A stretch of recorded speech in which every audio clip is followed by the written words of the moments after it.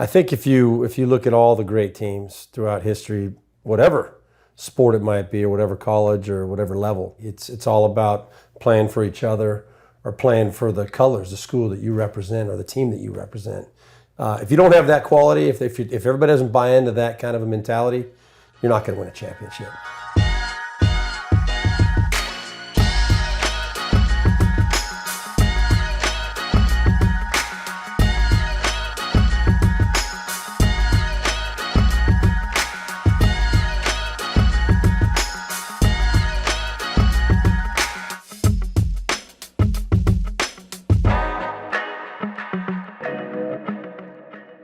So, Steve, you played in one of the famous green jersey games. There's two of them, I think. And I'm just curious, what was it like coming out on the field wearing the green? Was there added motivation, or how did it just feel putting those things on? You know, for us, it was kind of a weird situation because we didn't start the game in the green jerseys. We came out in blue. And that was my freshman year at Notre Dame. I was obviously pretty hyped to be going against the USC Trojans. I grew up in Southern California. Right. Kind of ticked off a lot of people by choosing to go to Notre Dame. Including me. Including you. That's right. You were part of trying to recruit me. Tried. But, we came out for that game, and I had been the starting quarterback for about 4 or 5 weeks, or maybe not quite that much, but I'd just become the starting quarterback about 3/4 of the way into the season. So the bottom line was that was the game that I had kind of circled on my personal calendar. And to be out there playing that game, and we took the lead early, and we went into the locker room at halftime up. And we get into the locker room, and we see the green jerseys in our lockers. Oh, so they put them on at halftime. We put them on at halftime. Oh, I did not know And that. you guys were up. Even though we were up, and that's the whole point. Yeah. I was a freshman. I didn't even know which way it was up. I was just like, oh, this is pretty cool. The green jersey is great. Well, some of the older guys were like, we don't need to do this. This is ridiculous. It was a Jerry Faust thing. It was kind of typical of his tenure at Notre Dame. His intentions were always good, but he just didn't really think things through very well, and it wasn't very well received when we came out in the second half with the green jerseys on.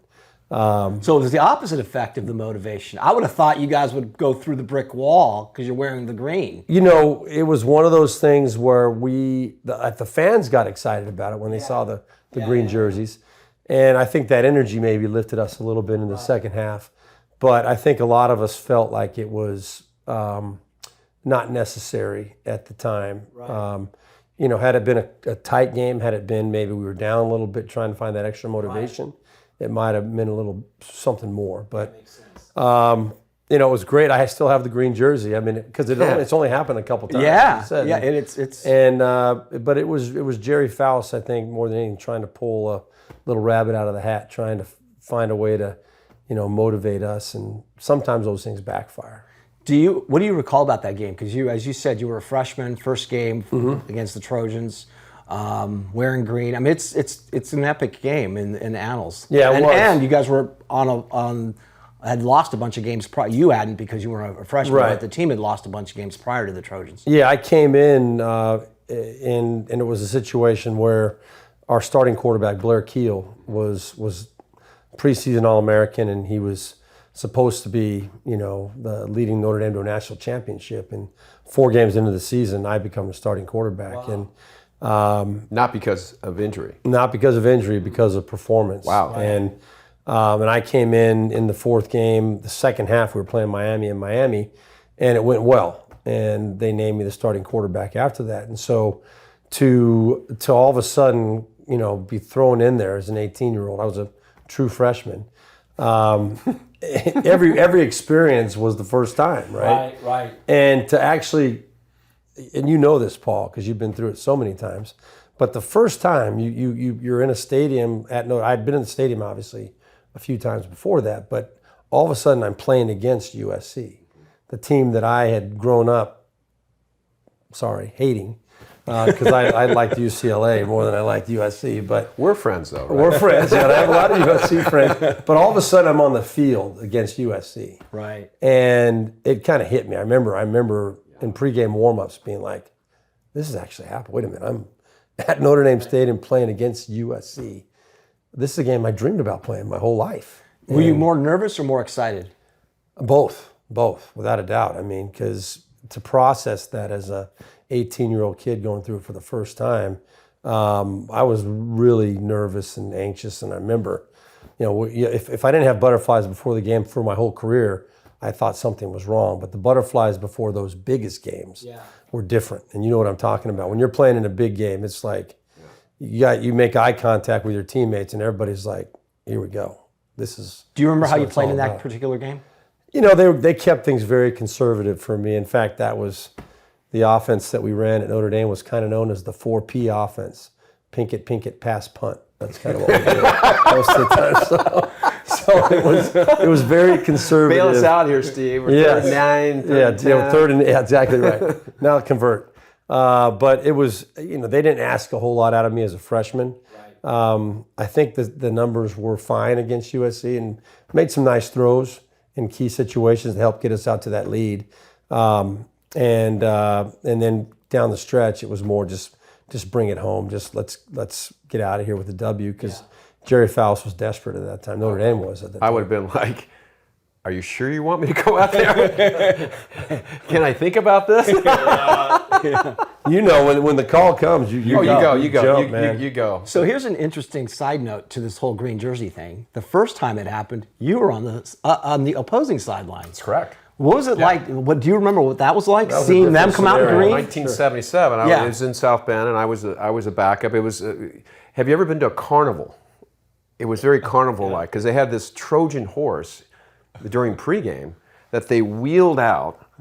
Out of the tunnel. Yeah, they wheeled it out of the tunnel, and these little leprechaun-looking people dressed in green started crawling out of it. I'm like, what is going on here? Circus, man. I thought we had a football game to play. Where are the elephants? So they came out in the blue jerseys, for warm-ups. For warm-ups, okay. Yeah. And I'm thinking, okay, we're warming up. And I was a backup my sophomore year.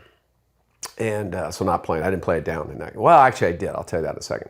So then we get introduced and we go out, and then all of a sudden they introduce the Irish, and they come out in the green jerseys, and this place goes insane.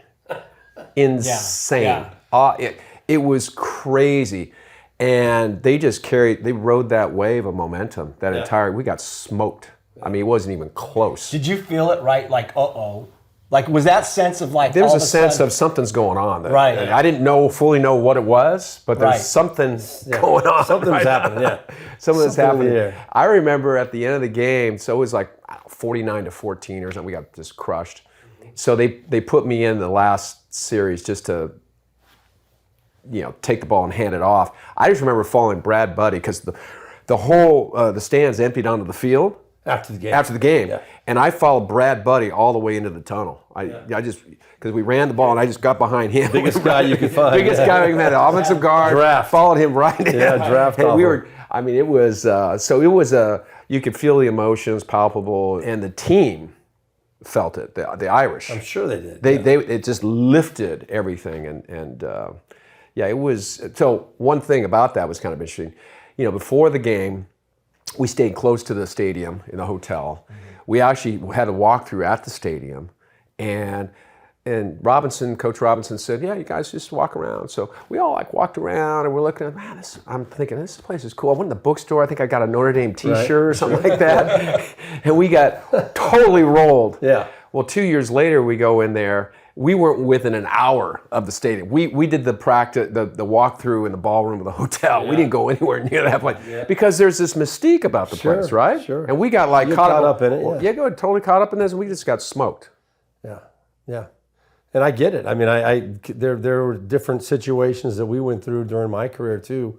When you walk in to one of those iconic stadiums or venues or whatever, where it can be overwhelming. It's almost better to just experience it while you're in that mentality where you really you're not sitting back and you don't have the luxury of kind of taking it all in where you're at. Correct. Without any stress. When you're going out pregame warm-up, you're on a schedule, you're on a routine, you're going through the process. I do remember, I believe it was Michigan, my sophomore year playing at Michigan. And, that's the big house. Big house. And it's a big, I hadn't played in the Rose Bowl or the Coliseum at that point as a freshman.